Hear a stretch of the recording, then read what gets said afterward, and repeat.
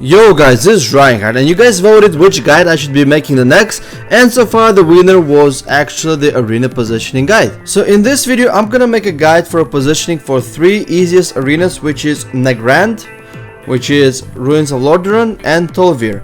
And then the next video I'm gonna make a guide for arena positioning for already Dalaran Sewers and the Blade's Edge arena, because those take actually more finesse than the 3s I just mentioned. The way I look at it is the arena positioning guide will be breaking down in 4 different things: line of sight / defensive, offensive gameplay. Those actually going kind of hand to hand together. Then pushing in, when it actually would be to do a proper push in on the enemy team. And the last one, because I play Warlock, I'm gonna show you guys Warlock portal placements. Okay, the very first thing that actually makes me rage a lot on the healers is do not be a freaking potato. Do not overcommit for a quick CC only in return to actually eat a lot of swaps onto you and a lot of CCs in return. This is just a war game and my friends wanted to help me out, but let's look at it this way. The enemy paladin is going in for the Hodge. He got the Hodge, but look at what actually gonna comes out after the Hodge. I got a full fear, so we traded 6 seconds CC for 8 seconds, and guess what? Then that paladin is actually now vulnerable to the other follow-up CC chains. He has a really bad, actually it's she has a really bad positioning, and in this regard we can actually see the paladin forever and win the upper edge. So what I really hate the most is the paladins, resto druids, and sometimes these priests, they push in, they try to be aggressive, they push in really bad, and in return they eat a lot of CCs and a lot of DPS actually swapping to them after that. And it happens to either enemy team or it happens to your own team and your own healer, and you gotta spot those. You gotta spot those and do a proper switch, proper CC, or even put a chain of ice sometimes onto the enemy healer, slow him down, slow his CC down, so your healer can CC them back. And that's probably one of the most, first of all, important rules is do not trade a small CC for a big CC.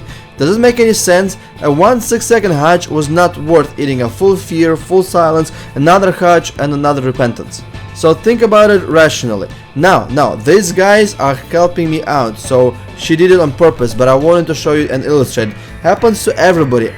2400 healers make those mistakes all the time. Now let's switch gears and talk a little bit about the offensive gameplay. Let's put it this way. Let's say you got them very low and there have to be line of sighting here, and they're line of sighting your damage. What you need to do, you want to push in. If you're pushing in from the right side of the pillar over here, what is gonna happen is that the enemy team will swap onto you, will stun you, start DPSing you. Your healer will have to come and heal. And the worst part about all of this is that your healer is gonna have to come in from the left side, and he will gonna have to expose himself just because to heal you over here. So it is a push in, but it's a really bad way to push it in, because you are yourself purposely exposing your healer to a lot more crowd control and a lot of swaps. So pushing in from the outer side, I would say, of the pillar is actually not worth it at all. Let's look at the correct way of pushing in. You push in not from the outer side, but from the inner side of the pillar over here. And the way you're pushing in like that, the reason why is because so your healer can run to the other pillar and still have that pillar advantage when it comes to line of sight crowd control. So that's very simple, minor difference in terms of either pushing from the outer side of the pillar or from the inner side of the pillar will result in you getting the win.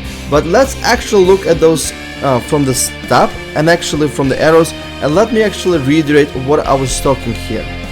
Okay, so let's get this straight. The best way to push in on this map is actually gonna be from the inner side of the pillar itself, and that's usually for a melee DPS, and this is why I'm gonna tell you it's for melee DPS only. So the blue circle and the arrow here stands for a melee DPS pushing in from the inner side of the pillar. At the same time, the range DPS should be actually in the middle, towards a little bit towards the inner side, so he could DPS somebody hiding behind the pillar with the melee DPS, but he also gonna have the option to actually snare the enemy healer and the enemy casters down, so when they try to switch to the pillar and go to the bottom pillar, it won't be an option because your ranged DPS will be staying there. And your healer has to position himself behind the pillar on the opposite side of Nagrand. So your healer could actually heal your melee DPS very easy, and the guys are trying to line aside, so there's a very little chance they're gonna go for your ranged DPS here. The core advantage of this way, your actual melee DPS can stop any ACC or any swaps to your healer because he can snare them and they cannot push in onto your healer here, and at the same time your ranged DPS can prevent any pillar switching here of the enemy team because he's gonna snare them at the same time from the different location. And that is probably one of the most important things about this arena, is to know where and how properly to push in and how to enable your healer to do healing. When it comes to portal placements, the very traditional and a really good positioning is from one end of the pillar to the other end of the pillar. So when you can push in, your healer can port in and actually start healing you right away, and you can push in there at the same time, and you also can actually get away from any comps like God Comp or RMP that are training your healer. And trust me, the surviving that is actually not that quite easy. And the second portal placement would be actually diagonal positioning from your end to somewhat their end, closer a little bit to the middle. If you're running with a melee DPS, basically what you're doing is you're enabling your melee DPS to port back and line aside when he's getting pressured. It's especially useful against the caster teams. Against the melee teams, it's not that great, but against the caster teams, this portal placement will actually help your melee DPS survive quite a good amount of time. The downside of it is your healer won't have a perfect line of sight from one port to the other port. When it comes to Rune of Lordran, the first key feature is to rushing towards the middle. The reason why you want to rush there is because you want to have your healer dominant place when it comes to pillar humping.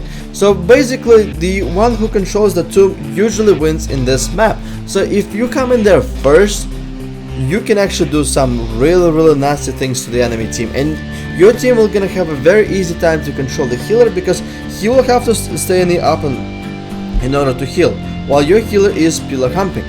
So in that sense, this is actually a really important key feature of this arena. If both teams find themselves in the center of the arena and basically gonna start fighting for the dominance of the pillar, then the team that has the most area effect crowd controls usually actually wins here. This is why it's very difficult on this map play against the aggressive God Comp or RMP, because they have just a lot of area effect crowd control. So what you can do as your team is you can actually focus on a lot of area crowd control abilities. So if you have some sort of a crowd control ability, area effect crowd control ability, guess what's gonna happen? It actually will win a game for you on this map, because everybody is so clutched up to dominating this particular tombstone, so your healers can line aside the switches, line aside the damage, line aside the crowd control. Guess what happens? People are so clutched up that any area effect ability, area effect CC that you're gonna cast off usually will end up landing on 2 to 3 different targets. Okay, now the another scenario is when your team actually plays defensive. Then they place a portal over here on the edge. The reason why is because you can actually line aside until the DPS has to go balls deep, and sometimes the spells like grip actually fail. But anyway, when it comes to placing there, the reason why I really like playing a little bit defensive in the starting area, because it forces the DPS to come out and DPS you at the same time, which actually works wonders to provide a counter pressure, because the healer then gonna have to come out of the tombstone a little bit closer to you so he can get a healing, and during that time you can actually sneak a lot of crowd controls onto the enemy healer. So that's that. Now let's look at the demonic gateway placement. So demonic gateway placement, I think there's just one variation is from a starting area towards the middle. Now there's a little thing here, quirk. When you're playing defensive in the beginning of the game, put it from your starting area towards the middle. When you're gonna be playing the offensive end game and you force the enemy team to go to their starting area, guess what's gonna happen then? It's better for you to replace a portal from the middle towards their starting area, so you can push in, you can CC them, you can actually get a few casts off, you merely can walk in there. But when it comes to playing defensive, you can actually easily get out of there and your healer won't have to come out and manually heal you and eat a lot of crowd control abilities. So like I said, everything here in this game in Arena based on how good your healer can line of sight, how good you can enable your healer to heal, and how good you can actually prevent the enemy from healing and doing with your massive damage, get a kill on the target. Now let's take a look at the Tolvir arena. So for Tolvir, actually it's very self-explanatory, it's a very easy map, and you can actually pinpoint here a lot of easy stuff. Basically, the way it works is you have 2 side pillars and 1 middle pillar. The team that goes offensive usually takes the middle pillar in here, and the one who is actually playing defensive usually takes 2 side pillars, and they swap between each other. The many things that the couple things that you actually have to pay attention here is that one is the pillars are awfully big. Do you see how big they actually are compared to Dalaran sewers like the crates or Nagrand arena pillars? These ones are very big and wide, and there's a lot of space in between wall and actual pillar. Why is it there like that? Because you can actually effectively kite around the pillar and still survive for a really long time.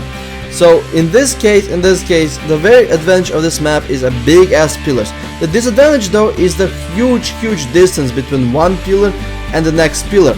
So when it comes to actually playing here offensively and defensively, you can actually kite around the pillar effectively, but that way you need to coordinate with your team how you're gonna be doing, and you have to be doing pillar swaps, but not a whole lot compared to the other maps, because the distance is so huge. And if your team forces the enemy team to get out of the pillar, then make sure you're utilizing that advantage, because it's a long way to walk when you're fully snared, and your team can rack up a lot of damage. Now when it comes to demonic gateway placement, the very good one is actually from one side of the pillar to another side of the pillar. Basically, the odds are the enemy team will take the middle pillar. Why? Because Lux are very defensive in a nature type of caster. You see, you're bounded to your portal, you're bounded to your gateway. So in that case, for you to take the middle, you have to walk physically to there as a Warlock and replace your portal. Now the biggest thing that I actually didn't say in the other videos is that look where I'm placing my gateway out. You see how I'm actually perfectly lined behind the healer, that behind the wall, behind the pillar. That way the enemy DPS either have to overextend way too much to interrupt my portal, or they're gonna have to let me get to the portal. Because, and this is something I noticed not a lot of Lux utilizing, is actually having 100% guaranteed line of sight behind the pillar when they're casting demonic gateway, and that actually makes a huge advantage. Now if your team wants to go offensive, then you can actually replace the gateway from your side pillar towards the middle pillar. So as a luck, I would recommend you going from side to side in the beginning, and maybe down the match recasting it towards the middle when your actual team wants to go super offensive. Now where you want to actually have your portal, you might actually want to keep your portal over here, so that when the enemy team switches pillars you can port in and hull them off, which is actually worked pretty damn effectively when I played it. Now that's it for the Tuesday guide, guys. You asked for it. Next week I'm gonna make a Blades Edge and Sewers Arena. The reason why I picked them separately, because there's a lot more elements going on in there than actually here. So next week is gonna be arena videos, and in a vlog I'm gonna ask what next guide would you want to see. Tomorrow I'm gonna be doing rants, and basically guys, thanks for watching, thanks for your support, and до свидания, my friends.